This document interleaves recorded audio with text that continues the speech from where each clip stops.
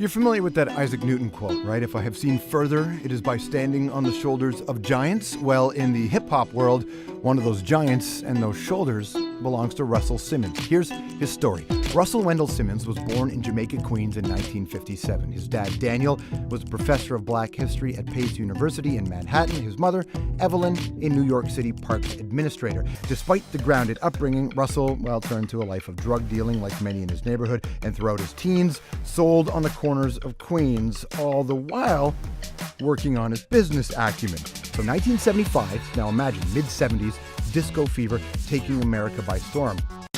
But Russell identified another genre of music that was starting to rise from the depths of the New York City boroughs. 1982 comes along. Russell meets Rick Rubin, a long-haired punk rock Long Island kid. He impressed Russell right away with his ear for talent, and they got into business and music history together. They started Def Jam Records. Soon, Def Jam artists like LL Cool J, the Beastie Boys, and Public Enemy exploded onto the American consciousness, and music was never the same. But it was never just about the records for Russell, it was also about the culture. Early on, he began designing clothes, eventually creating his own lines. He also embraced the comedy and poetry scenes, helping to develop those brands into TV and Broadway shows.